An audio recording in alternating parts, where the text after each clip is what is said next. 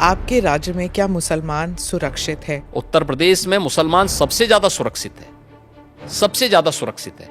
अगर हिंदू सुरक्षित है तो वह भी सुरक्षित है। कोर्ट भी कहता है कि ये बुलडोजर जस्टिस बंद होना चाहिए। जो जैसे समझेगा उसको उसी भाषा में समझाना चाहिए। भारत की राजनीति में भारतीय जनता पार्टी के लिए राहुल जैसे कुछ नमूने जरूर रहने चाहिए, जिससे एक रास्ता हमेशा के लिए साफ होता रहे, अच्छा रहता है। अखिलेश जी कहते हैं डबल इंजन क्या, अब तो इंजन एक दूसरे को नमस्ते तक नहीं करती। अपनी वर्तमान लीडरशिप को भी सम्मान करते हैं और अपने पूर्वजों के प्रति भी सम्मान का भाव रखते हैं, लेकिन जिनके आदर्श औरंगजेब हों तो उनका आचरण भी उसी प्रकार का जरूर होगा। आप क्यों कहते हैं कि उनका औरंगजेब उनके लिए आदर्श हैं? ये महाराणा प्रताप, महाराणा सांगा, छत्रपति शिवाजी महाराज और गुरु गोविंद सिंह के बारे में ये लोग बताएंगे? इतिहास के बारे में लोग क्या जानते हैं? जो औरंगजेब और बाबर की पूजा करते हो, जो जिन्ना को अपना आदर्श मानते हो, इन लोगों से इसकी उम्मीद नहीं की जा सकती। वक्फ अमेंडमेंट बिल को लेकर कुछ लोग मानते हैं कि बीजेपी जो है वो इस बिल के नाम पर मस्जिदों पर कब्जा करना चाहती है। वक्फ के नाम पर एक भी कोई इन्होंने वेलफेयर का काम किया हो, एक भी नहीं आप गिना सकते। वक्फ जिस लैंड को कह देगी कि ये उनकी है, उनकी मान ली जाएगी। हम बहुचक हैं जी, ये कौन सा आदेश है? ये वक्फ संशोधन अधिनियम जेपीसी ने जो अपनी सिफारिश की है, ये आज की आवश्यकता है और इसको समयबद्ध तरीके से आगे बढ़ना चाहिए। और मुझे लगता है देश के हित में भी होगा, मुसलमानों के हित में भी होगा। आपने कहा कि संभल में 64 कुछ तीर्थ स्थल हैं और 18 की पहचान हो गई है। अब बढ़ के 54 तक पहुंच गई है। कितनी जगह खोदेंगे? कितने मस्जिद? जितने भी होंगे सब ढूंढेंगे। तो फिर आप मथुरा की बात क्यों उठा रहे हैं? मथुरा की बात क्यों नहीं उठा रहे? मथुरा श्री कृष्ण की जन्मभूमि नहीं है क्या? पर वो तो अब कोर्ट में है ना। कोर्ट का ही आदेश पालन कर रहे हैं ना, तो अब तक तो वहां बहुत कुछ हो गया होता।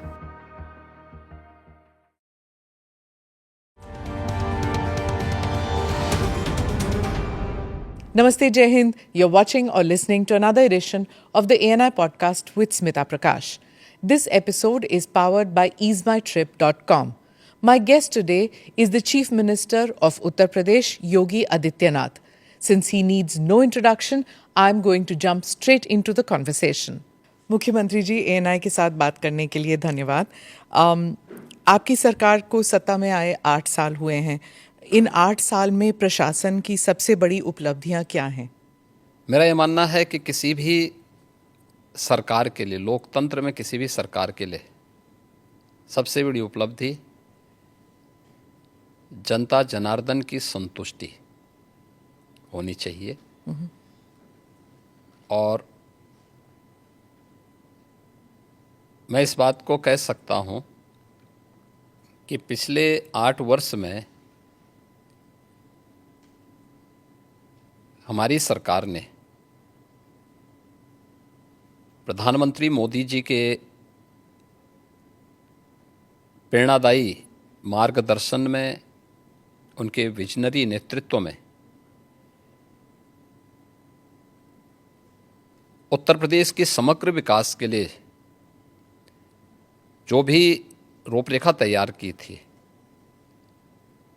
और उन क्षेत्रों में जो अभूतपूर्व विकास किया है, जनता जनार्दन का उसमें व्यापक समर्थन प्राप्त हुआ है।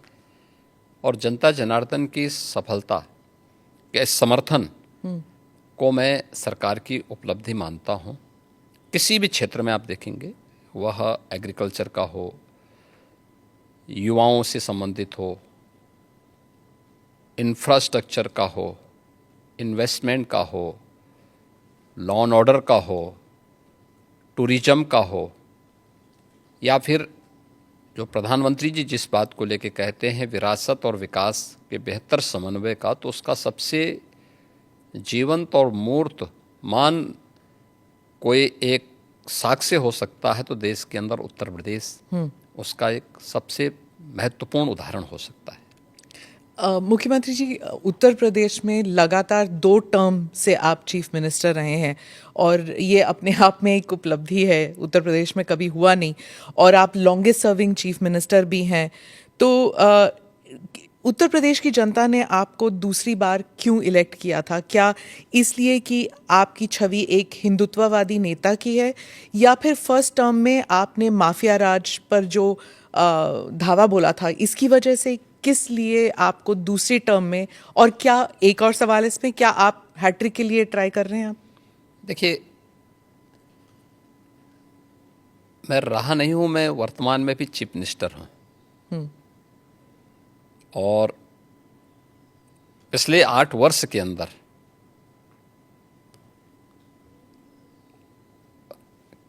अपनी पार्टी के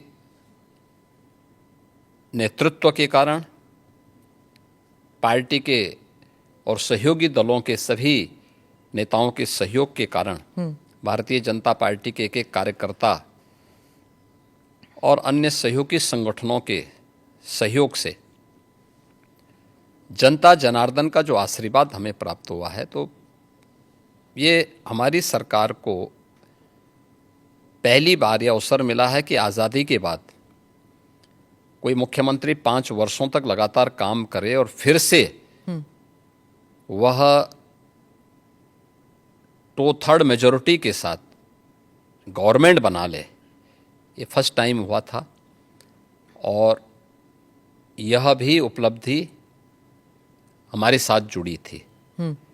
और पिछले 8 वर्ष से तो हम यहाँ सेवा कर ही रहे हैं, तो सेवा, सुरक्षा और सुशासन का जो मॉडल हमारी पार्टी का था, उसको प्रभावी ढंग से उत्तर प्रदेश में लागू करने के कारण आज जनता जनार्दन का व्यापक आशीर्वाद भारतीय जनता पार्टी के साथ में है, हमारे साथ में है।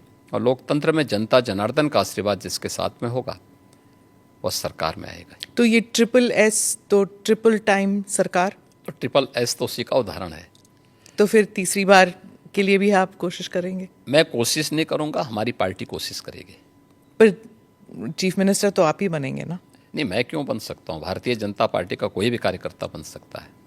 अच्छा, क्योंकि ऐसी अटकलें लगाई जा रही थी, क्योंकि आपने कहा था कि जब आप पहली टर्म में आपको कुछ अफसर ने कहा था कि आप अयोध्या मत जाइए, विवाद हो सकता है, और आपने कहा कि अगर सत्ता चली भी जाए तो कोई बात नहीं। अब आपने ये 2-3 बारी कहा कि सत्ता चली जाएगी, त्याग देंगे। जब ऐसी बातें होती है तो फिर अटकलें लगाई जाती है कि शायद योगी जी दिल्ली की तरफ देख रहे हैं या फिर दिल्ली से न्योता आया है। देखिए, ये उदाहरण उन प्रसंगों को लेकर के होते हैं जहाँ पे विरासत को आगे बढ़ाने का एक जज्बा सामने आता है। 2017 के पहले अयोध्या की क्या स्थिति थी, हर एक व्यक्ति जानता था। एक जद्दोजहद के साथ जब हम लोग उस समय अयोध्या की यात्रा करते थे तो बहुत सारे बैरियर हुआ करते थे, बुनियादी सुविधाओं का अभाव था और अयोध्या अपनी पहचान के लिए मोहताज थी। 2017 में भारतीय जनता पार्टी की डबल इंजन की सरकार उत्तर प्रदेश में बनी और उत्तर प्रदेश में सरकार बनने के बाद उन चुनौतियों से भी हमें का भी सामना करना था। जो आज़ादी के बाद से लगातार जिन भावनाओं को दबाया गया था वहाँ पे, साथ साथ अयोध्या का समग्र विकास भी करना था, लेकिन अयोध्या को उसकी पहचान भी देनी थी। और उसी में एक बड़ा तबका ऐसा था जो ये मानता था कि हमें इस प्रकार के मुद्दों को नहीं टच करना चाहिए क्योंकि ये विवाद हो सकता है। देखिए, आप सत्ता में रहेंगे तो आपके लिए अनुकूल वातावरण भी होगा, प्रतिकूल भी होगा। अनुकूल और प्रतिकूल के बीच में समन्वय बना करके जब हम आगे बढ़ते हैं तो ही कुछ परिणाम दे पाएंगे। और अयोध्या के साथ भी यही हुआ। हमने कहा भी ठीक है, विरोध होता है तो होने दीजिए, देखेंगे। अयोध्या जाएंगे, कोई एक कार्यक्रम का शुभारंभ करेंगे जो अयोध्या की पहचान बन सके। दीपावली तो अयोध्या से जुड़ी हुई थी, दीपोत्सव, और दीपावली के आयोजन को एकदम विस्मृत सा कर दिया गया था अयोध्या में ही। तो हमने दीपोत्सव के आयोजन के साथ फिर उसकी पहचान को वहाँ दिलाई। तो हम लोगों ने वहाँ पे मर्यादा पुरुषोत्तम भगवान श्री राम के प्रति और सरयू मैया के प्रति दीपोत्सव के माध्यम से जो कृतज्ञता ज्ञापित की थी, उसका परिणाम आज नई अयोध्या के रूप में सबके सामने है, जिसको देख करके हर व्यक्ति अभिभूत होता है। तो प्रधानमंत्री जी का जो विजन विरासत की प्रति है, उसका मूर्तमान स्वरूप आज अयोध्या में भी देखने को मिलता है। आज आप देख रहे होंगे, जिस अयोध्या में साल भर में कुछ लाख लोग आते थे, आज करोड़ों लोग वहाँ पहुँच रहे हैं। व्यवसाय वहाँ फल फूल रहा है, लोगों को अनेक अवसर प्राप्त हो रहे हैं। तो हम लोग अपनी सत्ता की चिंता करें और अपनी विरासत को विस्मृत कर लें, तो मुझे लगता है कि ये हम न्याय नहीं कर पा रहे हैं, अपने साथ भी, अपने समाज के साथ भी और अपने देश के साथ भी। योगी जी, आपने डबल इंजन सरकार का जिक्र किया। अखिलेश जी कहते हैं डबल इंजन क्या, अब तो इंजन एक दूसरे को नमस्ते तक नहीं करती। हाँ, देखिए, ये उनके संस्कार थे। हमारे यहाँ हम विरासत को सम्मान दे करके अपनी वर्तमान लीडरशिप को भी सम्मान करते हैं और अपने पूर्वजों के प्रति भी सम्मान का भाव रखते हैं। लेकिन जिनके आदर्श औरंगजेब हों तो उनका आचरण भी उसी प्रकार का जरूर होगा, और लोगों ने देखा भी अपनी आंखों से। आप क्यों कहते हैं कि उनका औरंगजेब उनके लिए आदर्श हैं? क्योंकि वो औरंगजेब को महिमा मंडित कर रहे हैं।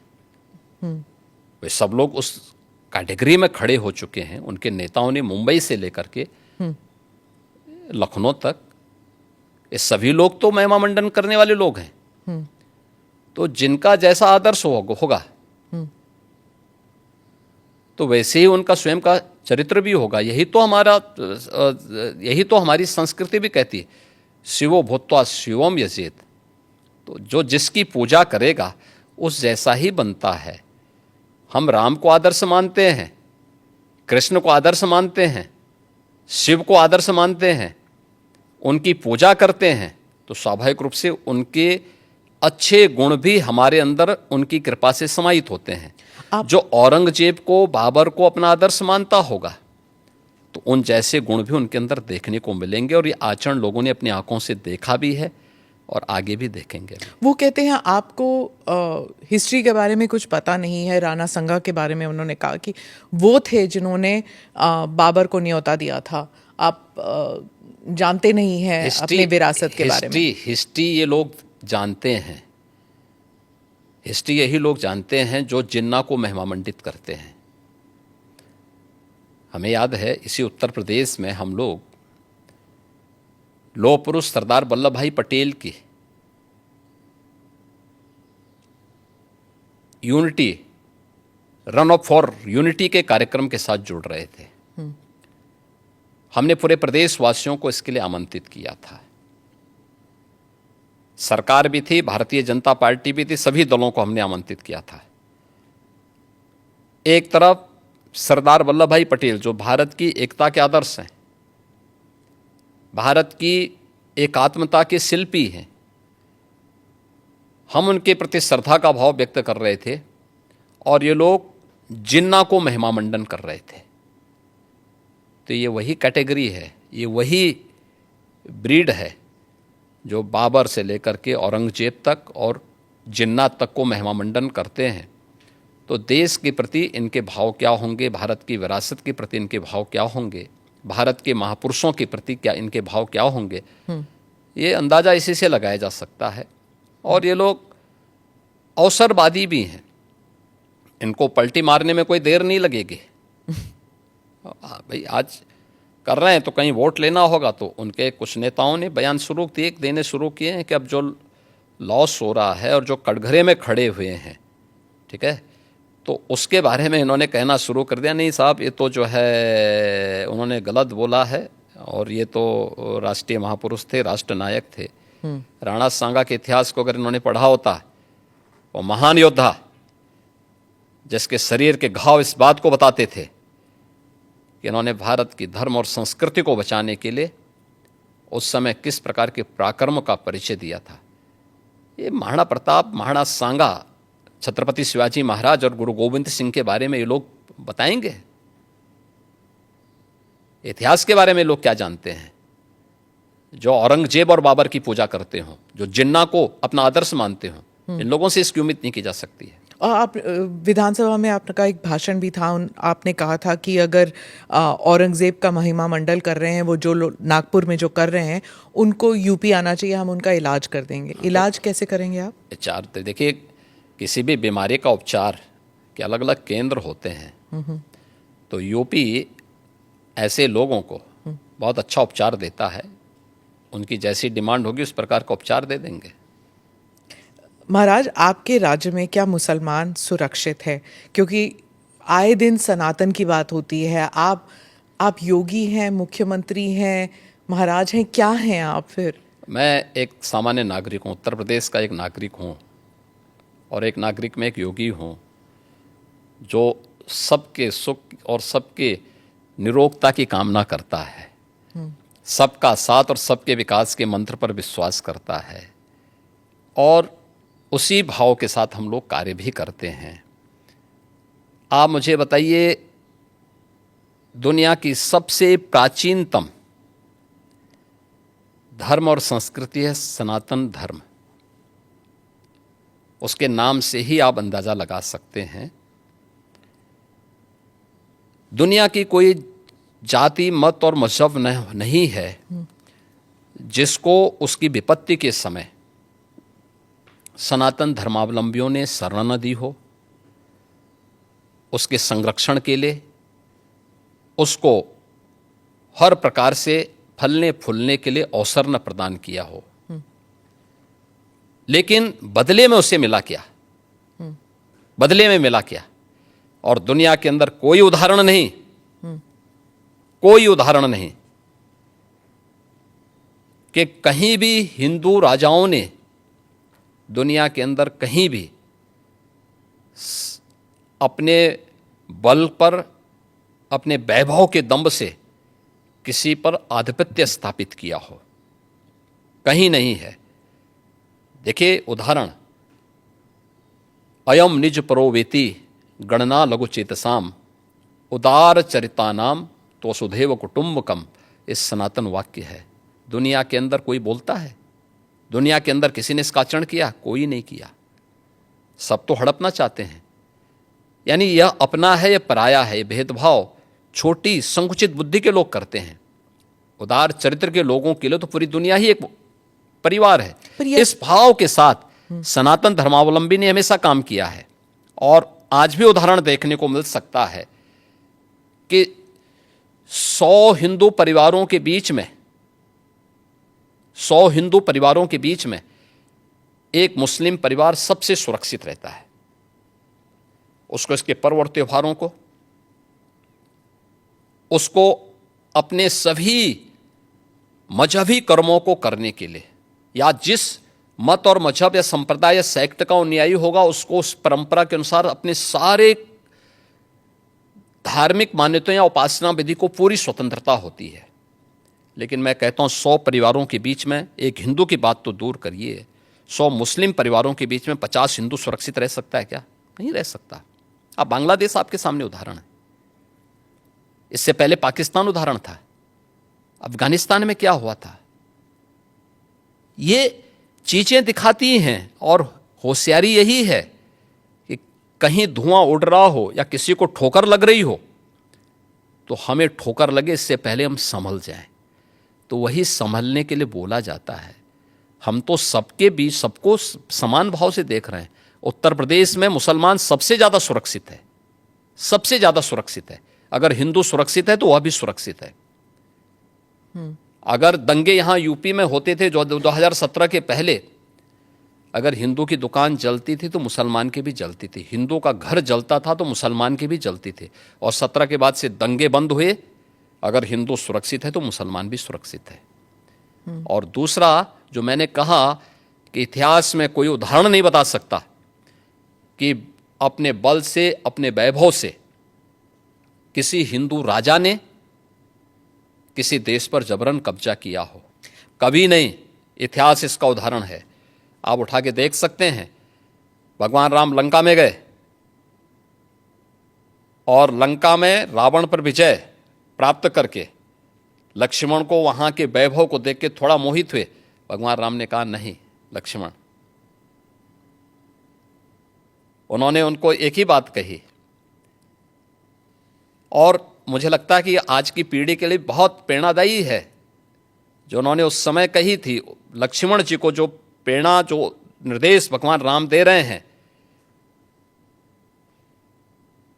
लंका के बारे में, अपि स्वर्णमयी लंका नमे लक्ष्मण रोचते, जननी जन्म भूमिस्य स्वर्गादपि गरीयसी, कि लक्ष्मण, लंका भले ही सोने की क्यों न हो, लेकिन याद रखना ये मुझे रुचिकर नहीं लगती, मेरी रुचि का नहीं है। मेरा काम था माता सीता को दुरात्मा रावण से मुक्त करना, वो मैंने कर लिया है। अब हमें यहां से निकलना है, क्योंकि जिस माँ ने जन्म दिया है और जहां हमने जन्म लिया है उससे बढ़कर के दूसरा कोई भी, स्वर्ग से बढ़कर के उपभोग दूसरा हो ही नहीं सकता, इससे बढ़कर के उपभोग हो ही नहीं सकता है, चाहे वो स्वर्ग ही क्यों ना हो। और इसलिए हम यहाँ नहीं करेंगे। ये उदाहरण मैं इसलिए दे रहा हूँ जिसलिए जो सनातन धर्म पर प्रहार करते हैं उनकी आंखें खुलें, वो देखें। उदाहरण हमारे सामने पर्याप्त हैं और ऐसे अनेक उदाहरण आपको समय समय पर मिलेंगे। मुख्यमंत्री जी, आपने रोग हटाने की बात की, लेकिन कभी कभी ऐसा लगता है आप रोग ही हटाने की बात कर रहे हैं, क्योंकि जो बुलडोज़र चला है, आज नागपुर में चला है, यहाँ पर भी कोर्ट भी कहता है कि ये बुलडोज़र जस्टिस बंद होना चाहिए, लेकिन कोई बंद नहीं कर रहा। आज भी नागपुर में चला है, तो ये जब बुलडोज़र जस्टिस जब मना किया है फिर भी चल रहा है। देखो, जो न्याय मानते होंगे उनके लिए न्याय होता है। जो स्वयं न्याय को, कानून को अपने हाथों में लेते हैं, तो बहुत बार कानून के दायरे में रह करके उनको सबक भी सिखाया जाता है। जो जैसे समझेगा उसको उसी भाषा में समझाना चाहिए। आप मुझे बताइए, कोई हिंसक बनकर के प्रहार करने के लिए आ जाए हमारे सामने और हम उसके सामने गिड़गिड़ाएं, ये नहीं। अगर वो हिंसक बन के आया तो उसको पहले उसकी हिंसा का प्रतिकार तो वहाँ पे करना पड़ेगा ना। आप कानून के दायरे की बात कर रहे हैं, फिर आपने कहा कि संभल पे आ रही हूं मैं, आपने कहा कि संभल में 65 कुछ तीर्थ स्थल हैं, 64 और 18 की पहचान हो गई है। योगी जी, अब बढ़ गए 54 तक पहुंच गई है। आप कितनी जगह खोदेंगे, कितने मस्जिद? जितने भी होंगे सब ढूंढेंगे, जितने भी होंगे सब ढूंढेंगे, सब निकालेंगे और दुनिया को बोलेंगे कि भगवान ने जिसको आंखें दी हैं वो आके देखो तो क्या हुआ था संभल में। देखिए, संभल एक सच्चाई है और मैं इसलिए नहीं कह रहा हूं भाई आपको उपासना विधि की पूरी छूट है, कहीं भी आप बनाइए, लेकिन आप तो इस्लाम के मुद्दों से ही भटक करके काम किए हैं। पर ये तो बन चुके हैं, अब बन नहीं चुके हैं। इस्लाम कहता है कि किसी भी हिंदू मंदिर या किसी हिंदू घर को तोड़ करके आपके द्वारा बनाई गई कोई भी इबादत गृह ये खुदा को स्वीकार्य नहीं है। क्यों आपने बनाई? आप तो इस्लाम के विरुद्ध आचरण कर रहे हैं। पर आप तो कानून के दायरे में रहकर, हम कानून के दायरे में रह के सब काम कर रहे हैं। अगर कानून के दायरे में रह रहे हैं तो फिर आप मथुरा की बात क्यों उठा रहे हैं? मथुरा की बात क्यों नहीं उठानी? मथुरा श्री कृष्ण की जन्मभूमि नहीं है क्या? पर वो तो अब कोर्ट में है ना। कोई कोर्ट का ही आदेश पालन कर रहे हैं ना, तो अब तक तो वहां बहुत कुछ हो गया होता। तो अयोध्या, काशी, अब फिर मथुरा भी, और कितने और? आप मुझे बताइए, सनातन हिंदू धर्म के जो महत्वपूर्ण स्थल हैं उन सभी स्थलों को हमारी विरासत के प्रतीक हैं।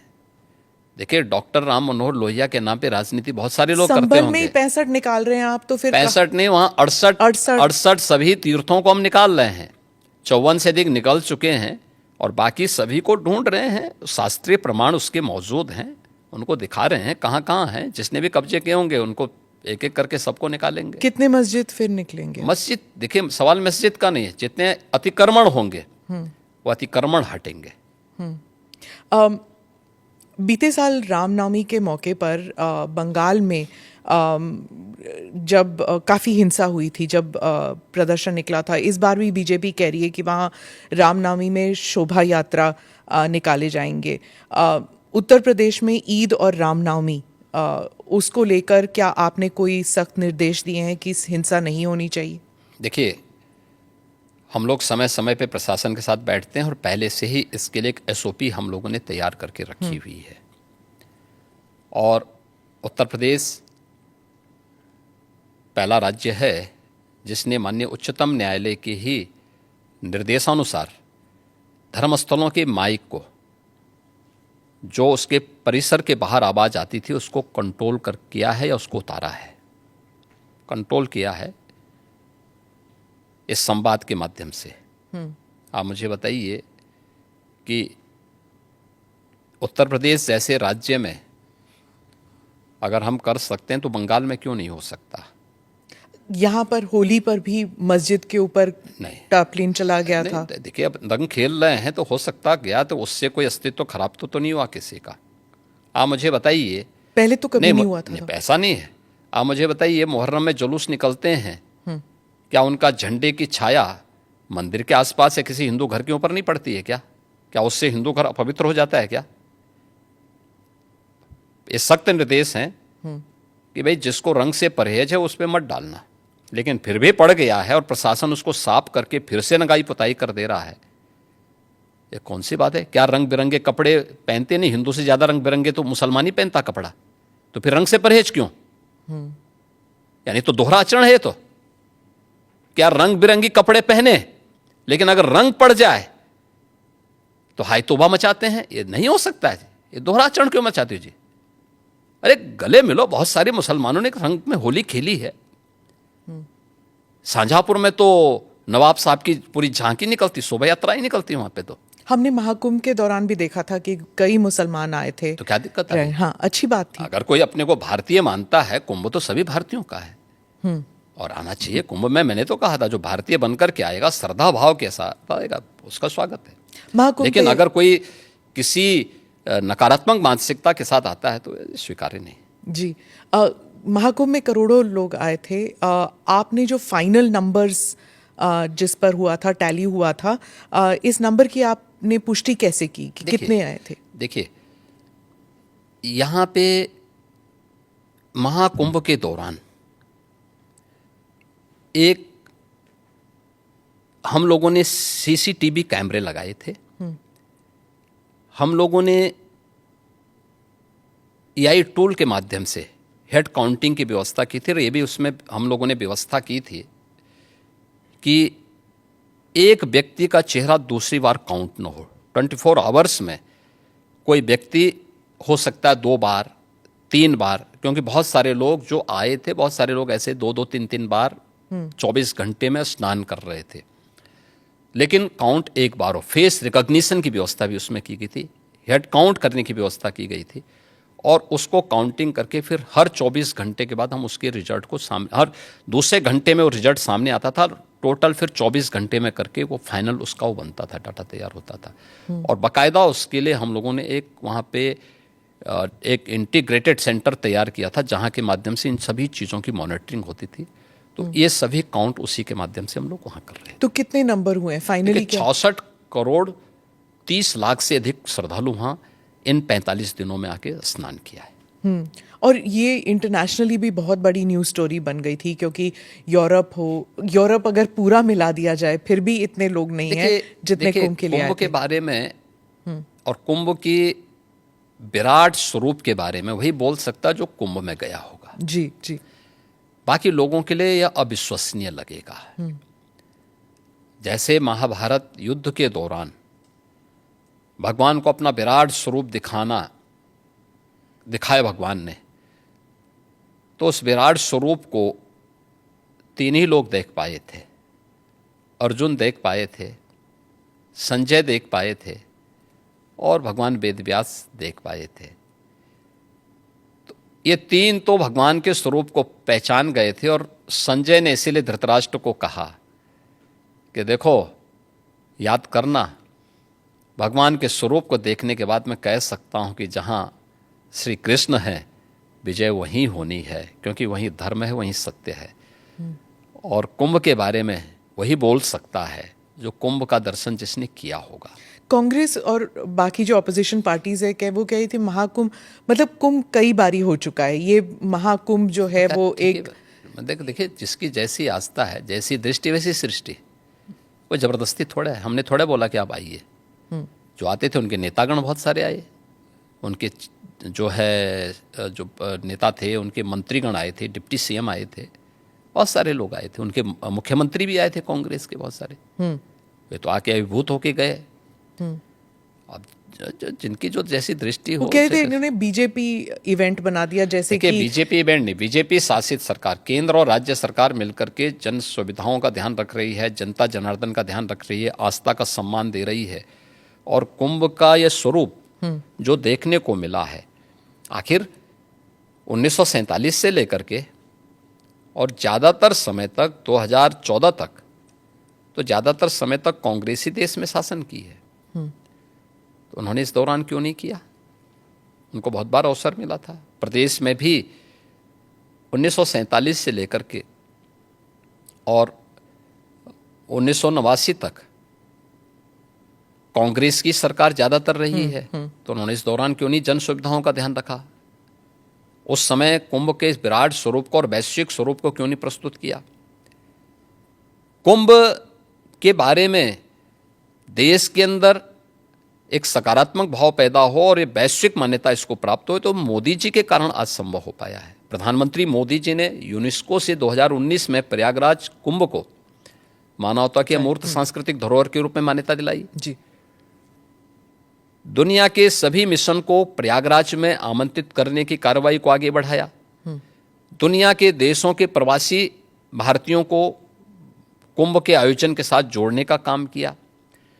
19 में प्रवासी भारतीय दिवस का आयोजन वाराणसी में कराया गया और इन आयोजनों के साथ दुनिया के लोगों को जोड़ने का अभिनव कार्य भी ये प्रधानमंत्री मोदी जी के साथ हुआ। और कुंभ का मतलब भव्य और दिव्य हो, स्वच्छता, सुरक्षा और सुव्यवस्था उसका मॉडल बने, जनता जनार्दन की सुविधा और उनकी आस्था का सम्मान करना हम सीखें।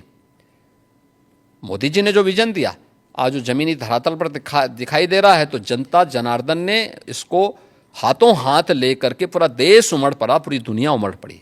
जो हादसा हुआ था महाकुंभ के दौरान, कुछ लोगों की मृत्यु भी हुई थी, आपने जांच बिठाई थी, उसके बारे में कुछ अपडेट बताएंगे? देखिए, वह एक जुडिशल कमीशन है और उसमें माननीय उच्च न्यायालय ने भी और सुप्रीम कोर्ट ने भी जो उसके बारे में डायरेक्शन दिए थे उसके अनुसार वो अपना काम कर रहा है। हमने 1 महीने का समय दिया था, माननीय उच्च न्यायालय ने कहा कि नहीं, 1 महीने नहीं, इसको कुछ और समय दे करके उसका विस्तार देकर कुछ उन्होंने नए चीज़ें उसके साथ जोड़ी है, तो उसके अनुसार वो कार्य कर रहा है। और उन सभी तथ्यों को लेकर के जो राज्य सरकार ने उसके लिए तय किए थे और माननीय न्यायालय ने जो उसके बारे में उसका थोड़ा विस्तार दिया है, इसको लेकर के वो अपना कार्य कर रहे हैं। उसमें सभी पक्षों से वो बातचीत भी कर रहे हैं, बयान ले रहे हैं, साक्ष्य कलेक्ट कर रहे हैं और फिर उसके बाद जो भी फाइंडिंग आएगी तो उसकी रिपोर्ट वे लोग देंगे, तो फिर इस पर हम लोग आगे कार्रवाई करेंगे। ममता बनर्जी ने कहा कि प्रबंध सही नहीं थे, उन्होंने मृत्यु कुंभ कहा, इसके बारे में मैंने कहा ना, जिसकी जैसी दृष्टि होगी। मैं कहता हूँ बंगाल के प्रतिदिन 13 जनवरी से लेकर के और 26 फरवरी तक 50,000 से 1 लाख श्रद्धालु पर डे वहाँ से आता था प्रयागराज में, और वो स्वाभाविक रूप से इस भीड़ को देख करके वेस्ट बंगाल की सरकार स्वयं घबरा गई, क्योंकि उनके रेलवे स्टेशन, उनके एयरपोर्ट पर हर कोई प्रयागराज आने के लिए उतावला था। लेकिन चाहे वह वेस्ट बंगाल की गवर्नमेंट ने, चाहे वह कांग्रेस ने, आरजेडी ने या समाजवादी पार्टी ने महाकुंभ के बारे में जो भी बात कही है, वो उनके तुष्टीकरण की पराकाष्ठा का उदाहरण है, भारत की आस्था का अपमान करने का एक उदाहरण है। लेकिन महाकुंभ ने साबित किया है कि नहीं, वह मृत्युंजय महाकुंभ था और महाकुंभ में जो भी आया अभिभूत होकर के गया। मृत्युंजय महाकुंभ, मृत्युंजय महाकुंभ। अच्छा, मैं इससे थोड़ा सा हटके फिर से उत्तर प्रदेश के एक और मेले के बारे में पूछना चाहती हूँ, जो गाजी सलार मसूद के नाम से जो मेले लगते हैं संभल और बहराइच में। अब बात चल रही है कि शायद उसको भी बंद किया जा सकता है, और आपने भी कहा था कि गाजी सलार मसूद या उनके जैसे जो हमलावर हस्तियां हैं उन्हें एक आइडल, उन्हें एक उस रूप से नहीं देखना चाहिए और नए भारत में उनके लिए जगह नहीं है? देखिए, आक्रांताओं को महिमामंडित नहीं करना चाहिए।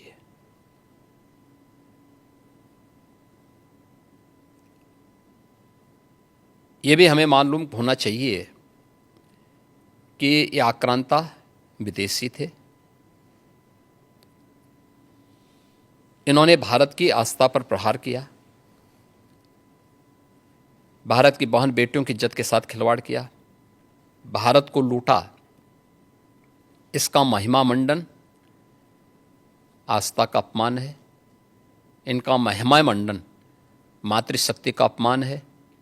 इनका महिमा मंडन करके हम देश का अपमान करते हैं और मुझे लगता है कि यह कोई भी भारतीय स्वीकार नहीं करेगा। याद करना, यही वे आक्रांता थे जिन्होंने देश के अंदर जबरन धर्मांतरण को आगे बढ़ाया था।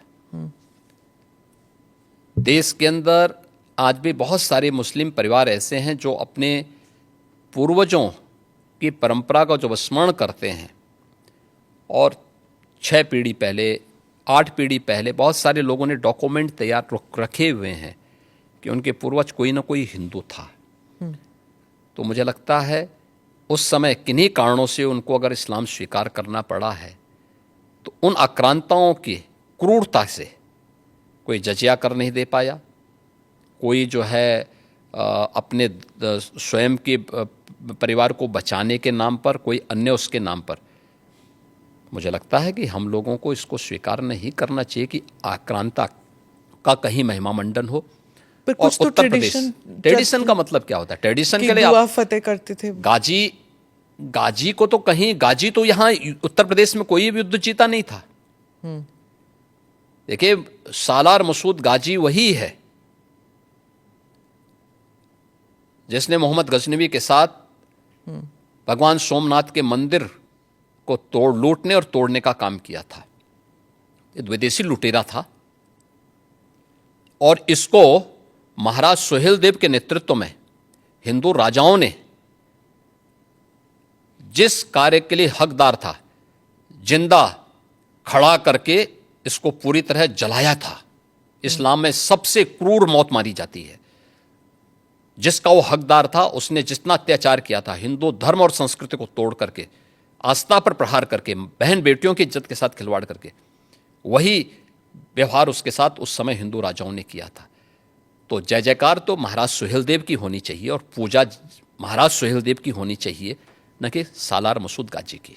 इसीलिए कहते हैं ना कि मुसलमान खतरे में है, जो ओवैसी कहते हैं आपके राज्य में, क्योंकि जो ट्रेडिशन चलते आए हैं आप उनको हटाना चाहते हैं। जो उनके जिनके लिए वो पूजनीय समझते हैं, आप उनको कह रहे हैं कि वो गद्दार हैं। देखिए, उनको हटाना चाहते हैं आप। इसलिए मुसलमान इससे खतरे में नहीं है, इनकी वोट बैंक की राजनीति खतरे में है। जिस दिन अपने पूर्वजों को भारतीय मुसलमान समझ जाएगा, इन सब के बोरिया बिस्तर बन जाएंगे। इसलिए अपने बोरिया बिस्तर को दुरुस्त रखने के लिए लोग इस प्रकार की भड़काऊ बातें को कहते हैं। भारत के मुसलमानों को याद रखना होगा, वे तभी सुरक्षित है जब हिंदू सुरक्षित है, हिंदू ट्रेडिशन सुरक्षित है, उसी के साथ उनकी भी सुरक्षा निहित है। तो हिंदू कहाँ खतरे में है? हाँ, तो हिंदू, कश्मीर के अंदर क्या हुआ था, अभी बांग्लादेश के अंदर क्या हुआ है, पाकिस्तान के अंदर क्या हुआ है। महाराज, आप यहाँ पे जाएंगे, आप बांग्लादेश जाएंगे, आप पाकिस्तान जाएंगे, कहाँ जाएंगे? 1947 के पहले पाकिस्तान और बांग्लादेश दोनों भारत के हिस्से थे जी। इतिहास है, इस सच्चाई को आप भी जानती है, मैं भी जानता हूं, पूरा भारतीय जानता है। हम उस सच्चाई को कैसे भूल सकते हैं? क्या पाकिस्तान में हमारी हिंगलाज माता का मंदिर नहीं है क्या आप इसको भूल जाएंगे? क्या बांग्लादेश में माता ढाकेश्वरी का मंदिर नहीं है क्या? तमाम ऐसे धर्मस्थल हैं जो आज भी वहां पड़े हुए हैं। हिंदुओं के साथ किस प्रकार का व्यवहार वहां हो रहा है? इसीलिए तो सीए कानून लाई बीजेपी की सरकार, जो हिंदू यहाँ आना चाहते हैं। हम हिंदुओं के आने देने की बात नहीं कर रहे हैं, जो आ चुके हैं। आखिर इन लोगों ने जो यहाँ पर इस्लाम खतरे में बात कर रहे हैं, उन हिंदुओं का भी इन्होंने यहाँ विरोध किया था। आप अनुमान करिए कि भारत में ही वो हिंदुओं का विरोध कर रहे हैं, तो पाकिस्तान और बांग्लादेश के अंदर क्या हाल हो रहे होंगे। उनके हालात क्या होंगे। इनकी मानसिकता का अंदाजा इसी से लगाया जा सकता है कि हिंदुओं के प्रति इनके दुराग्रह कितने खतरनाक हैं और कितने छोटे स्तर के हैं। कांग्रेस के एक दिग्गज नेता ने कहा है कि वो संविधान बदल देंगे। इसी बात को लेके 2024 में बीजेपी के ऊपर ये प्रहार किया गया था और आपकी पार्टी के नंबर कम आए थे, क्योंकि ये प्रचार या दुष्प्रचार जो भी कहना चाहें आप, ये कहा गया था। और अभी डीके शिव कुमार ने संविधान के बारे में कुछ कमेंट्स पास किए हैं। आपका उस पर क्या कहना है? देखिए, कर्नाटक सरकार के द्वारा धर्म के आधार पर आरक्षण, यह बाबा साहब भीमराव अंबेडकर के द्वारा दिए गए संविधान का अपमान है। याद करना, जब संविधान सभा में आरक्षण की बात हुई तो उसमें धर्म के आधार पर आरक्षण का मुद्दा भी उठा था और बाबा साहब भीमराव अंबेडकर ने इसका पुरजोर विरोध किया था। उन्होंने कहा था कि आरक्षण सामाजिक रूप से उन लोगों को दिए जाने चाहिए जिनके साथ अस्पृश्यता और छुआछूत सैकड़ों वर्षों से होती आई है। अनुसूचित जाति जनजाति के लोगों को उसके साथ जोड़ा गया था और इसीलिए भारत के संविधान ने विशेष प्रावधान करके उनके लिए आरक्षण की व्यवस्था दी। धर्म के आधार पर आरक्षण का विरोध भारत के संविधान सभा के हर एक सदस्य ने किया था और सबने इस बात को कहा था, क्योंकि उसी समय देश 1947 में देश का विभाजन धर्म के आधार पर हुआ था और उसका विरोध और उसकी साया आने वाले समय में भारत पर न पड़ने पाए। लेकिन ये कांग्रेस 1952 से लगातार बाबा साहब भीमराव अंबेडकर के द्वारा बनाए गए संविधान के साथ इसी प्रकार से छेड़छाड़ करती रही, लगातार कर रही। कश्मीर में धारा 370 समाप्त करने का पाप, जो उस समय जबरदस्ती संविधान में डालने का पाप इन्होंने किया था। हम आभारी हैं मोदी जी के, जिन्होंने इस पाप को पूरी तरह समाप्त करके आज इस कलंक को मिटाया है। आज कश्मीर में धारा 370 समाप्त होती है। आज वहाँ पर फिर से लोकतंत्र बहाली की प्रक्रिया के साथ जुड़ा और विकास की प्रक्रिया के साथ जम्मू कश्मीर जुड़ा है। पंचायत चुनाव से लेकर विधानसभा के चुनाव हो गए। ठीक है, सरकार जिसकी भी बनी, लेकिन जनता को अपने आप को वहाँ पे उस प्रक्रिया का हिस्सा बनने का अवसर मिला ना। लेकिन कांग्रेस ने तो इससे वंचित रखा था जम्मू कश्मीर को। कुछ परिवारों को लूट की छूट दे रखी थी। भारत के खिलाफ आतंकवाद के गढ़ के रूप में उसको प्रस्तुत किया करने का प्रयास हुआ था। लेकिन आज जम्मू कश्मीर मुख्य धारा के साथ जुड़ करके विकास की प्रक्रिया के साथ जुड़ रहा है। ऐसे समय समय पर इन्होंने किया। याद करिए, ये महिला सशक्तिकरण की बात करते थे, लेकिन 3 तलाक का भी समर्थन करते थे। मोदी जी ने इन 3 तलाक की कुप्रथा को भी समाप्त किया और महिला सशक्तिकरण का सबसे बड़ा उदाहरण है कि 3 तलाक के नाम पर जब मर्जी आए तब कोई जो है किसी महिला के जीवन के साथ खिलवाड़ करे, ये नहीं हो सकता है। आज वो एक मजबूत सुरक्षा कवच मिला है। तो ये चीज़ें देने का काम वो किया था। तो कांग्रेस को जब भी अवसर मिला है, डीके शिव कुमार वही बोल रहे हैं जो विरासत में कांग्रेस ने उनको दिया है, जो कांग्रेस का एजेंडा है।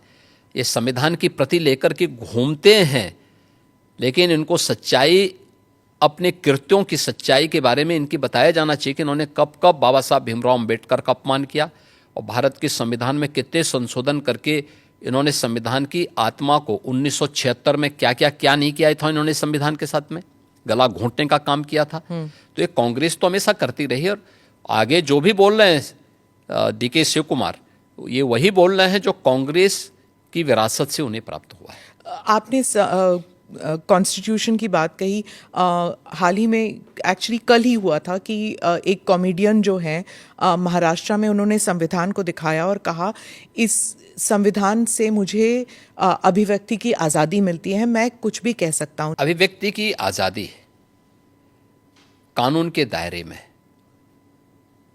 संवैधानिक मूल्यों के दायरे में होना चाहिए और उसी दायरे में अभिव्यक्ति की स्वतंत्रता है। आपकी अभिव्यक्ति की स्वतंत्रता किसी दूसरे पर व्यक्तिगत प्रहार करने के लिए नहीं हो सकती है। दुर्भाग्य है कि कुछ लोगों ने देश का चीरहरण करना, विभाजन की खाई को और चौड़ी करने के लिए इस अभिव्यक्ति की स्वतंत्रता को अपना जन्मसिद्ध अधिकार मान लिया है।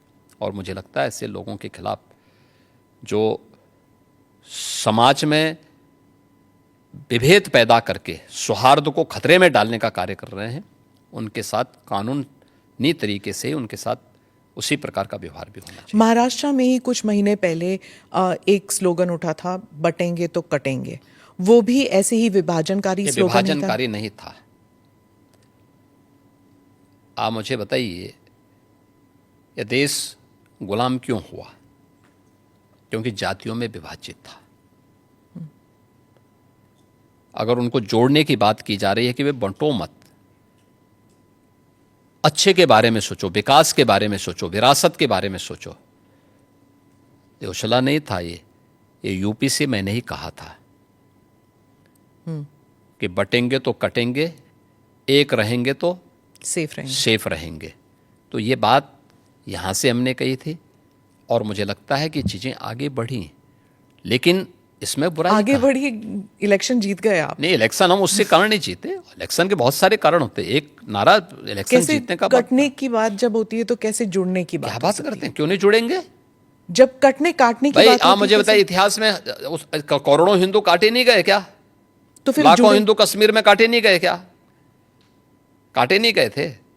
तो इसीलिए हम उसको भूल क्यों जाते हैं? इतिहास वर्तमान का दर्पण होता है और भविष्य की कार्य योजना बनाने का एक माध्यम भी होता है। तो इसको खुरेद के इसलिए वर्तमान पीढ़ी भूल गई होगी तो उसको बताने का एक माध्यम है।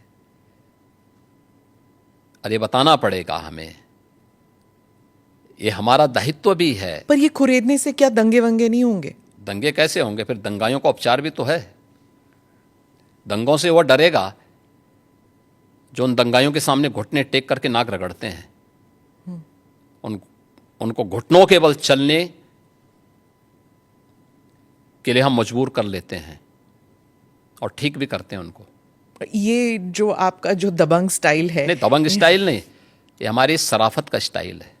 हाँ, आप ये कहते हैं, लेकिन अखिलेश जी और जो उत्तर प्रदेश के बाकी नेता है वो यही कहते हैं कि आप जो कह रहे हैं कि प्रशासन और लॉ एंड ऑर्डर जो कंट्रोल में है, ये सिर्फ लीपापोती की जाती है। वो उनके सोशल मीडिया हैंडल पे रोज तो मुझे कहता हो लिस्ट आता है। मैं क्या कर रहा हूँ? आप मुझे बताइए, 66 करोड़ लोग प्रयागराज में आए। आपकी एएनआई की तो पूरी टीम वहाँ कवरेज कर रही थी, कई कैमरे आपके लगे हुए थे। आपने किसी श्रद्धालु को ये कहते हुए सुना कि साहब मेरे साथ लूट हुई है? नहीं। किसी बहन और बेटी को ये कहते हुए सुना कि उसके साथ छेड़खानी हुई है? कहीं पे किसी को ये कहते हुए, किसी व्यापारी को कहते हुए सुना गया कि उससे जबरन किसी ने पैसा मांगा है? किसी व्यक्ति को अपहरण की कोई शिकायत वहाँ आई क्या इन 45 दिनों में? आप मुझे बताइए, इससे बड़ा उदाहरण और क्या हो सकता है? भाई हमारी कितनी भी फोर्स रही होगी वहाँ पे, तो फोर्स तो एक सीमित संख्या में थी ना। 50,000 के आसपास हमारी फोर्स वहाँ पे थी और प्रतिदिन 28, 29 और 30 इन 3 दिनों में 15 करोड़ श्रद्धालु आए थे।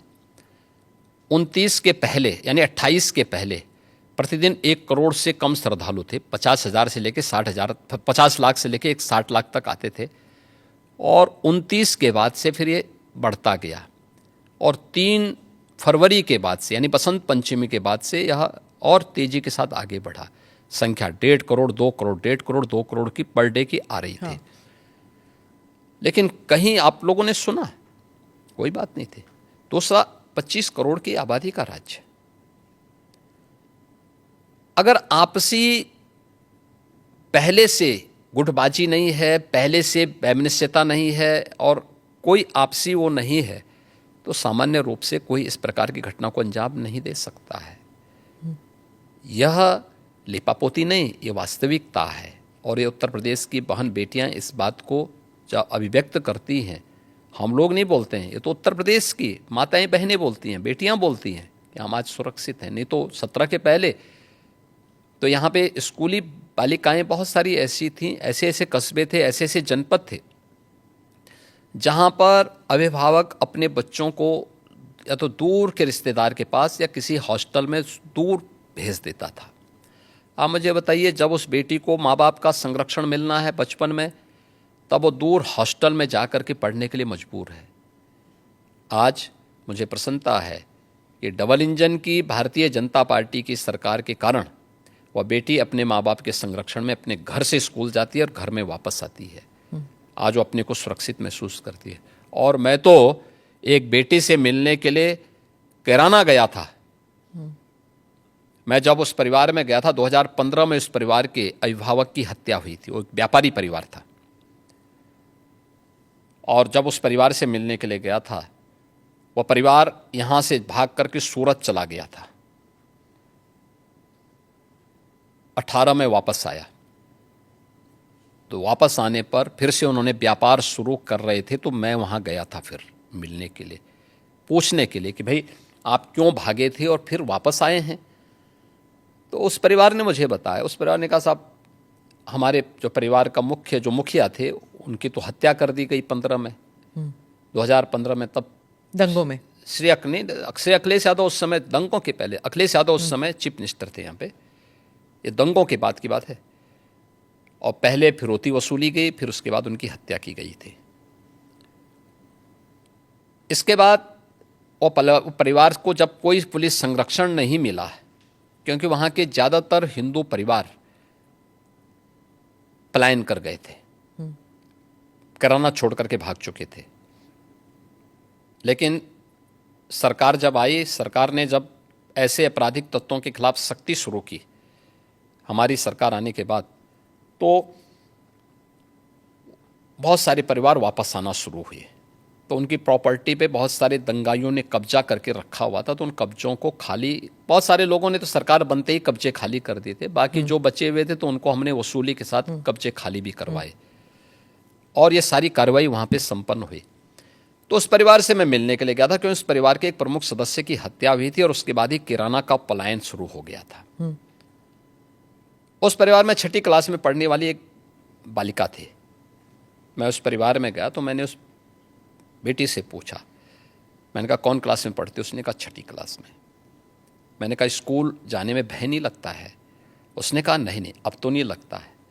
अब सोचिए कि 3 साल पहले जो बेटी स्कूल जाने से वंचित रह गई थी और सूरत जाने के लिए मजबूर हुई थी, वही परिवार वापस आया, क्या उसको सुरक्षा नहीं मिलनी चाहिए थी?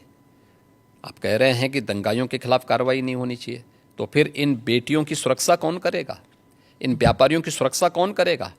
तो यही डंडा इन बेटियों की सुरक्षा करता है, इन व्यापारियों की सुरक्षा करता है, इन दंगाइयों को और इन अपराधियों और माफियाओं को ठिकाने भी लगाता है। और इसलिए इतनी सख्ती हमें करनी पड़ती है। और तब 25 करोड़ की जनता भारतीय जनता पार्टी के साथ समर्थन के साथ खड़ी होती है। आपने इस परिवार का जिक्र किया, मैंने आपका एक भाषण सुना था जिसमें आपने कहा था कि जो यूपी का युवा है छिपता था ये कहने से कि मैं यूपी का हूँ, क्योंकि उसको एक श्रमिक के रूप में देखा जाता था, एग्रीकल्चर लेबर या कंस्ट्रक्शन लेबरर। लेकिन यूपी की जो छवि बदली है, ही सेज इट प्राउडली कि मैं यूपी का हूँ, उसके बारे में कुछ बताइए। हाँ, देखिए 2017 के पहले की स्थिति ऐसी थी, उत्तर प्रदेश का ये नाम सुन करके ही उसको किसी नौकरी के लिए जाता था, उसको बाहर कर दिया जाता था। उत्तर प्रदेश का नाम सुन करके ही होटलों में कमरे नहीं मिलते थे, रूम नहीं मिलते थे, धर्मशाला में जगह नहीं मिलती थी, लोग किराएदार नहीं बनने देते थे, लोगों को अपनी पहचान छुपानी पड़ती थी। आज मैं कह सकता हूँ उत्तर प्रदेश का युवा हो, अन्नदाता किसान हो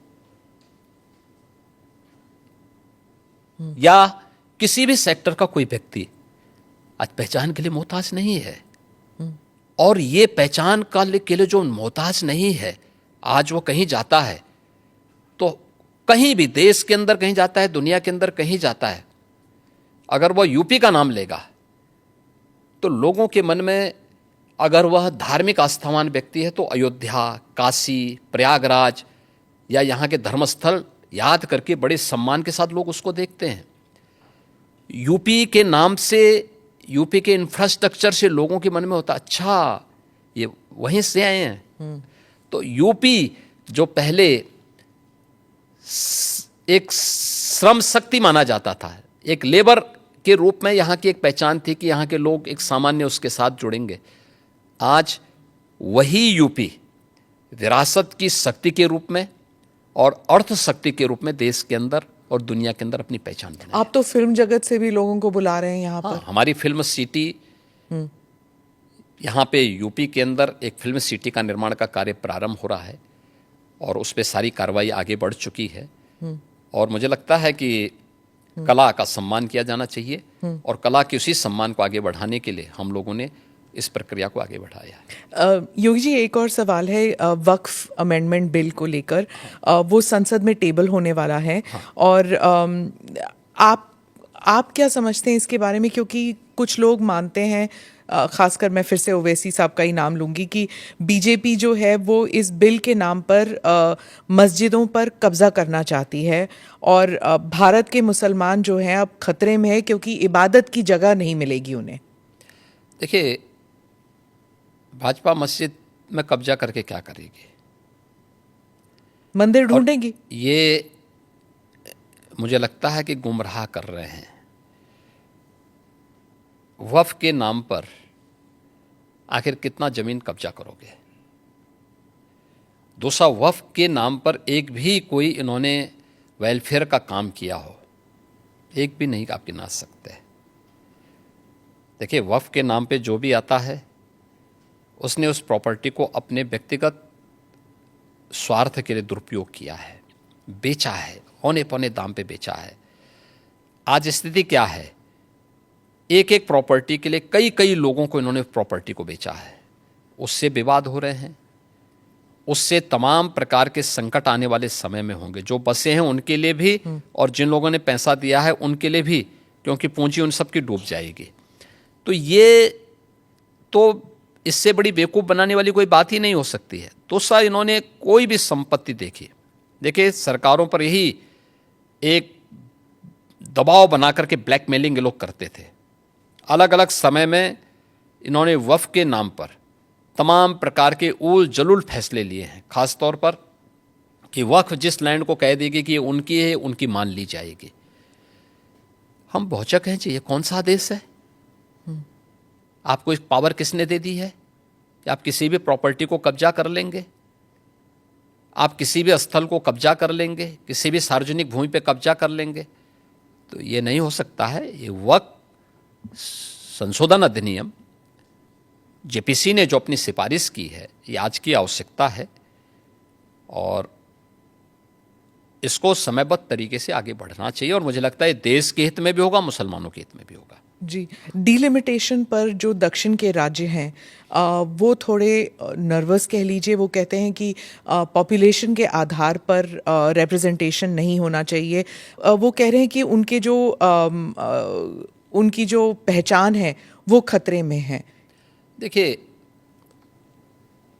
माननीय गृह मंत्री जी ने इस मामले में बहुत स्पष्टता के साथ कह दिया है और ये केवल स्टालिन के नाम ने जो बैठक की है, केवल एक राजनीतिक एजेंडा है उनका। मुझे लगता है कि माननीय गृह मंत्री जी के वक्तव्य के बाद इस पर कोई भी प्रश्न नहीं खड़ा होना चाहिए। तमिलनाडु में ही हिंदी भाषा को लेकर काफ़ी विरोध हो रहा है। आप हिंदी बेल्ट के एक मुख्यमंत्री हैं, तो आप इस बारे में क्या सोचते हैं? देखिए, देश को भाषा के नाम पे या क्षेत्र के नाम पे नहीं बांटा जाना चाहिए। और हम आभारी हैं प्रधानमंत्री मोदी जी के, जिन्होंने वाराणसी में लगातार काशी तमिल संगमम की इस बार 30वें संस्करण को भी यहाँ पे आयोजित करवाया। यानी एक तरफ काशी है और उत्तर प्रदेश है, जिसमें काशी तमिल संगमम का आयोजन हो रहा है। तमिल भारत की प्राचीनतम भाषाओं में से एक है और इसका इतिहास उतना ही पुराना है जितना संस्कृत का इतिहास है। हर भारतीय के मन में तमिल के प्रति श्रद्धा और सम्मान का भाव है, क्योंकि भारत की विरासत के बहुत सारे तत्व आज भी उसमें मौजूद हैं। तो हिंदी से नफरत क्यों? भाषा कोई तोड़ती नहीं है, वो जोड़ने का काम करती है। और त्रिभाषा सूत्र के माध्यम से तो हिंदी को राजभाषा की मान्यता देकर के हिंदी, इंग्लिश और स्थानीय भाषा, वो तमिल हो सकती है, मलयालम हो सकती है, कन्नड़ हो सकती है, तेलुगु हो सकती है, मराठी हो सकती है, बंगाली हो सकती है, असमी हो सकती है, उड़िया हो सकती है, किसी भी अन्य भाषा को आप लोकल स्तर पर लागू करिए। ये तो देश के अंदर एकता का संदेश देने वाला, उत्तर से दक्षिण तक, पूरब से पश्चिम तक पूरे भारत को एकता के सूत्र में जोड़ने वाला माध्यम है। और मुझे लगता है कि भारत का राष्ट्रगान भी इसी बात का संदेश देता है। ये केवल एक संकीर्ण राजनीति है। जब इन लोगों के वोट बैंक खिसकते हैं तो ये लोग इसी प्रकार की क्षेत्रीयता की और भाषाई आधार पर बांटने की दुरभिसंधि करते हैं। जनता जनार्दन को देश की एकता के लिए इस प्रकार के किसी भी षड्यंत्र से हमेशा सचेत रहना चाहिए। कर्नाटका में और तमिलनाडु में, खासकर इन दोनों राज्यों में कई लोगों का मानना है कि जब यूपी या बिहार के जो हिंदी स्पीकिंग स्टेट्स के लोग जाते हैं और वहाँ पर बसते हैं, 10-15 साल भी रहते हैं, पर वहाँ की स्थानीय भाषा नहीं बोलते, हिंदी ही बोलते हैं और ऑटो रिक्शा वालों के साथ या फिर किसी रेस्टोरेंट में हिंदी में ही बात करते हैं, स्थानीय भाषा में नहीं करते। लेकिन उन राज्य से जब लोग उत्तर प्रदेश आते हैं तो हिंदी बोल लेते हैं, हिंदी में ही बात करते हैं, क्योंकि कामकाज की जो भाषा है वो हिंदी है। तो क्या समस्या आ रही? मैं कहता हूं कि हमें हर भाषा को सीखना चाहिए। हम तो यहाँ उत्तर प्रदेश के विश्वविद्यालयों में तमिल भी पढ़ा रहे हैं, तेलुगु भी पढ़ा रहे हैं, कन्नड़ भी पढ़ा रहे हैं, मलयालम भी पढ़ा रहे हैं, और यही नहीं पढ़ा रहे हैं, हम लोग विदेशी भाषाओं को भी यहाँ पढ़ा रहे हैं यहाँ के विश्वविद्यालयों में। ये तो नेशनल एजुकेशन पॉलिसी में भी ये सारे प्रावधान किए गए हैं। तो अगर हम यहाँ तमिल पढ़ा सकते हैं, तेलुगु पढ़ा सकते हैं, मलयालम और कन्नड़ पढ़ा सकते हैं, मराठी पढ़ा सकते हैं। कल ही मैं बिठूर में गया था, नानाराव पेशवा के पावन जयंती कार्यक्रम के साथ जुड़ने के लिए गया था। बिठूर महोत्सव के साथ हमने भारत के 1857 के प्रथम स्वातंत्र समर के इस महानायक के सम्मान के साथ बिठूर महोत्सव को जोड़ा था। नानाराव पेशवा के ही महल में बचपन में महारानी लक्ष्मीबाई ने तीरंदाजी भी सीखी थी, युद्ध कला सीखी थी, और वहीं से उन्होंने युद्ध के सारे गुण सीखने के बाद फिर 1857 में अंग्रेजों को परास्त किया था। अगर हम इन सभी भाषाओं को उत्तर प्रदेश के विश्वविद्यालयों में पढ़ा सकते हैं तो तमिलनाडु के विश्वविद्यालय में भी अगर हिंदी पढ़ा दी जाए, क्या बुरा है? मुझे लगता है कि हमें थोड़ा विराट स्वरूप रखना चाहिए देश के लिए। कुछ क्षण तो देश के लिए निकालो। चंद्रबाबू नायडू ने भी यही कहा कि जितनी भाषाएं सीखना चाहते हैं आप सीखना चाहिए। अच्छी बात की, हम अभिनंदन करते हैं जी। मैंने 2024 के बाद, चुनावों के बाद, और जितनी अधिक भाषा सीखेंगे उतने अधिक रोजगार के अवसर भी खुलेंगे। जी, हैदराबाद के लिए उन्होंने वही किया था अपने पिछले टर्म में। अच्छी बात है, और इसीलिए हैदराबाद आज एक हब बना है। 2024 के चुनावों के बाद मैंने आपसे कोई इंटरव्यू नहीं किया, इसलिए उसके बारे में भी 1-2 सवाल। 2024 में क्या गलत हुआ, और 10 महीने के बाद मिल्कीपुर में आप इलेक्शन जीत जाते हैं, तो क्या बदलाव आया उसमें? देखिए, 2024 के बारे में आपने शुरुआत में ही बता दी थी ना। हाँ, संविधान का कांग्रेस और विपक्षी दलों ने जो दुष्प्रचार किया था, और ये दुष्प्रचार ही नहीं किया था, विदेशी पैसे भी इसमें इन्वॉल्व थे। जॉर्ज सोरोस ने तो बहुत पहले इसकी घोषणा कर दी थी। पर इसकी कोई पुष्टि तो हुई नहीं। पुष्टि हुई है, अभी धीरे धीरे करके आगे बढ़ने दीजिए, बहुत सारे तथ्य सामने आएंगे। व्यापक पैमाने पे दुष्प्रचार का माध्यम, एनजीओ के माध्यम से इन्होंने गांव गांव में, सोशल मीडिया प्लेटफॉर्म के माध्यम से, डिजिटल मीडिया के माध्यम से दुष्प्रचार किया कि संविधान बदल देंगे, मोदी जी आएंगे तो नया संविधान ला देंगे, तमाम प्रकार की इन्होंने जो बातें कही। दूसरा, सोरोस के पैसे यूपी में भी लगे थे। मैं कह रहा हूं पूरे देश में विदेशी पैसा इन्वॉल्व था लोकसभा चुनाव के दौरान, जिसमें कांग्रेस और उसके सहयोगी दलों ने, जो भी इंडी गठबंधन से जुड़े हुए दल थे, ये लोग धड़ल्ले से उसके लिए डायरेक्ट इनडायरेक्ट उसमें लिप्त थे और उसी के माध्यम से इन्होंने पूरे चुनाव को प्रभावित करने का प्रयास किया था। यह कृत्य देशद्रोह की श्रेणी में आता है। एक विदेशी ताकत से आप पैसा लेकर के देश के चुनाव को प्रभावित कर रहे हैं। एक दूसरा है कि उस दौरान इन्होंने तमाम प्रकार की बात की थी, खटाखट हर एक महिला के खाते में इतना पैसा आएगा। क्या हुआ? कांग्रेस शासित राज्यों में तो कहीं भी नहीं आया। इन्होंने कर्नाटक हो या हिमाचल हो जो घोषणा की थी, आज तक किसी को पूरा भी नहीं कर पाए। पंजाब में भी कहीं नहीं कर पाए। ये तो इनका आचरण है। दूसरा, हमें कहना चाहते हैं कि भारत के संविधान का जितना सम्मान मोदी जी ने किया, नई संसद में बाबा साहब भीमराव अंबेडकर के द्वारा बनाए गए संविधान की मूल प्रति को अपने सिर में ले जाकर के और वहां पे सम्मान के साथ स्थापित करने का कार्य हो। बाबा साहब भीमराव अंबेडकर भारत के संविधान के शिल्पी हैं। संविधान अंगीकार करने की संविधान जिस दिन उन्होंने बना करके तैयार किया था और उसकी ड्राफ्ट कॉपी सौंपी थी देश को 26 नवंबर 1949 को, उस तिथि को भारत के अंदर संविधान दिवस मनाने का कार्य यह 2015 में 26 नवंबर 2015 से प्रधानमंत्री मोदी जी ने यह कार्यक्रम लागू कराया और जिसमें प्रतिवर्ष 26 नवंबर की तिथि को संविधान दिवस के रूप में मनाया जा रहा है। बाबा साहब भीमराव अंबेडकर से जुड़े हुए 5 महत्वपूर्ण स्थलों को पंचतीर्थ के रूप में विकसित करने का काम ये मोदी जी के कारण हो पाया। तो इन्होंने कितना दुष्प्रचार किया था उस समय, और आज जब सच्चाई सामने आई देश के लोगों ने कि नहीं ये तो कांग्रेस का दुष्प्रचार था और विदेशी पैसे किस रूप में इन्वॉल्व हुए थे, तो आज देश की जनता फिर से अब इनको सबक सिखा रही है।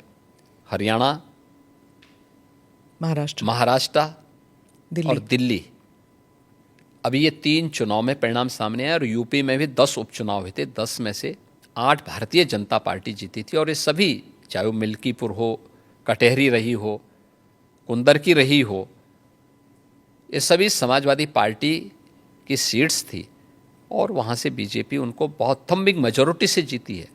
कुंदर की में हमारा प्रत्याशी जीता है 1,45,000 से, कटेहरी में हम जीते हैं 38,000 से और अभी मिल्कीपुर में हमारा प्रत्याशी जीता है 62,000 वोट से। तो ये चीज़ें दिखती हैं कि जनता जनार्दन झूठ को बहुत दिनों तक बर्दाश्त नहीं करती।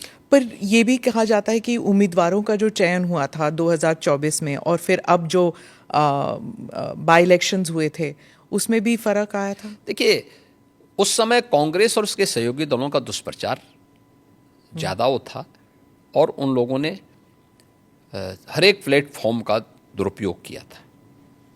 लेकिन जब कैंडिडेट लिस्ट होता है और सभी की सहमति से आगे बढ़ता है। एक और बात चली थी उस वक्त कि आरएसएस ने इतना प्रचार नहीं किया 2024 में, लेकिन महाराष्ट्र में, हरियाणा में, दिल्ली में वो ग्राउंड पर उतरे थे और उन्होंने प्रचार किया था। क्या आरएसएस के साथ कोई मतभेद था उस वक्त? देखिए, राष्ट्रीय स्वयंसेवक संघ भारत के अंदर एक अभिभावक के रूप में कार्य करने वाला एक ऐसा स्वयंसेवी संगठन है जो दुनिया के अंदर किसी देश में नहीं है और दुनिया का सबसे बड़ा स्वयंसेवी संगठन है। राष्ट्रीय स्वयंसेवक संघ राजनीतिक गतिविधियों में भाग नहीं लेता है। अपने केवल सामाजिक कार्यों के प्रति जन जागरण के अभियान के साथ जुड़ता है। राष्ट्रीय स्वयंसेवक संघ एक आम जनमानस को उनके मुद्दों के साथ, उनकी मातृभूमि के साथ जोड़ने का काम करता है। राजनीतिक गतिविधियों में राष्ट्रीय स्वयंसेवक संघ का कोई भी हस्तक्षेप नहीं होता है। राहुल गांधी हर राज्य में जाके यही कह रहे हैं कि राष्ट्रीय स्वयंसेवक संघ सभी भारतीयों को एक जैकेट में, एक विचार, एक सोच, एक एजुकेशन, एक किस्म से to go forward in life, एक ही रूल है, एक ही एग्जाम्पल है। और भारत में ये नहीं चलेगा। भारत में डाइवर्सिटी बहुत है। क्या एक भारत और श्रेष्ठ भारत नहीं बनना चाहिए? तो अलग अलग तरीके होते हैं, अलग अलग रास्ते होते हैं। कौन से रास्ते होते हैं उनसे पूछना चाहिए ना। तो क्या कर रहे थे 6 दशक तक? पूछे ना अपने नाना से भी और अपने दादी से भी, अपने पिताश्री से भी। क्यों नहीं पूछा इन्होंने? क्यों नहीं उन्होंने उस समय किया जो काम पिछले 10.5 वर्ष के अंदर मोदी जी ने करके दिखाया है, जिसमें पूरे भारत की स्वीकृति है, पूरा भारत का व्यापक जन समर्थन मोदी जी को प्राप्त हो रहा है। ये काम क्यों नहीं कांग्रेस ने कर लिया? अयोध्या के विवाद को तो हमेशा भी विवादी बने रहने देना चाहते थे।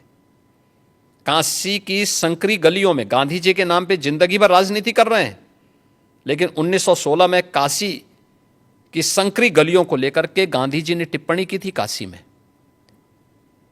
और बहुत कड़ी टिप्पणी की थी। क्यों नहीं उन्होंने राष्ट्रपिता महात्मा गांधी के उस सपने को साकार किया? वो मोदी जी ने ही साकार किया है।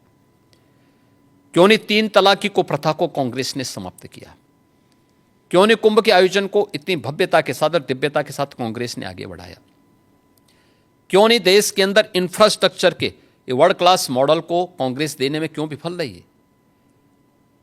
एक भारत श्रेष्ठ भारत के ये सभी अवसर हैं। और अयोध्या में आज तो राम मंदिर का निर्माण भी हो गया। एक नई अयोध्या के दर्शन सबको हो रहे हैं, जिस रूप में पूरा अयोध्या के प्रति लोग लालायित दिख रहे हैं। लाखों लोग प्रतिदिन आ रहे हैं दर्शन करने के लिए। राहुल गांधी तो भारत जोड़ो के लिए निकल पड़े थे। उन्होंने 2 यात्राएं की, तो फिर उनको क्यों आप कह रहे हैं कि वो विभाजनकारी काम करते हैं? देखिए, इनका भारत जोड़ो भारत तोड़ो अभियान का हिस्सा है। ये जहां जाते हैं, दक्षिण में जाएंगे तो उत्तर भारत की निंदा करेंगे, उत्तर में आएंगे तो दक्षिण की निंदा करेंगे। भारत से बाहर जाएंगे तो भारत की निंदा करेंगे। इसलिए इनके आचरण को देश समझ चुका है। लेकिन भारत की राजनीति में